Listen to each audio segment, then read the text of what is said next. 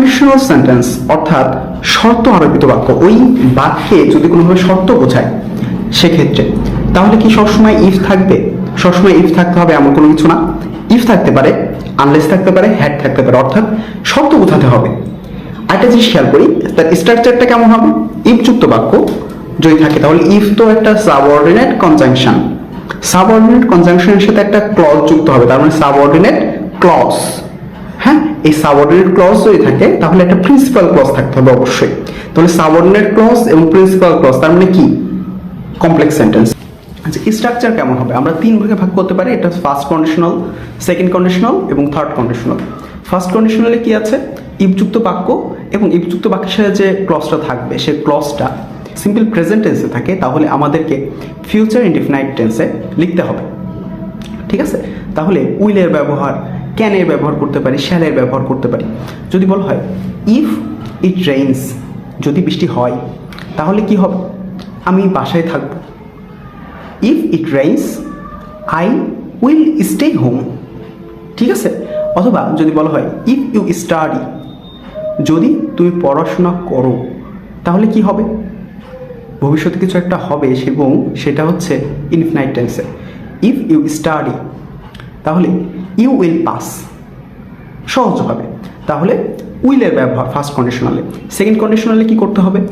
যদি second কন্ডিশনালে past from ব্যবহার করা হয়, if plus past form, past indefinite যদি ব্যবহার করা হয়, তাহলে if I were a rich man, যদি আমি একজন ধনী ব্যক্তি হতাম তাহলে কি করতাম? I would buy a car, অথবা I would help the poor. ঠিক আছে?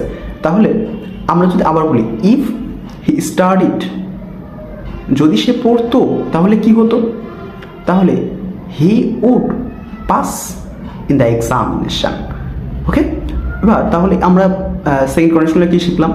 যে সেকেন্ড কন্ডিশনাল হতে হলে পাস্ট ফর্ম ব্যবহার করা হবে এবং আমাদের পরবর্তীতে প্রিন্সিপাল ক্লজে ব্যবহার করতে হবে উড, কুড, শুড, তারপরে তো ভার্বের বেস ফর্ম বসে মূলাদের পরে, সেটা সবাই জানা।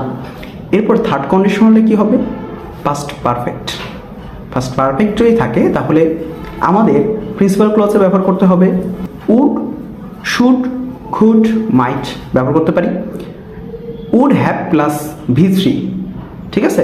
অথবা could have plus V3, should have plus V3 ব্যবহার করতে পারি। তাহলে মোরাল, তারপরে have, would have plus V3 ভার্বের পাস্ট পার্টিসিপল ব্যবহার করতে হবে। তাহলে আমি যদি বলি if I had seen him, আমি যদি তাকে দেখতাম তাহলে আমি তাকে বলতাম, কিছু একটা বলতাম, তাহলে I would have told him, আমি তাকে বলতাম। এবার যদি বলা হয় if you had studied a lot, তুমি যদি বেশি পড়াশোনা করতে, you would have get A plus, অথবা you would have pass in the exam. Past participle ব্যবহার করতে হবে। ওকে, তাহলে ফার্স্ট কন্ডিশনালে উইলের ব্যবহার, সেকেন্ড কন্ডিশনালে উডের ব্যবহার, থার্ড কন্ডিশনালে ব্যবহার করতে হবে উড হ্যাভ প্লাস V3।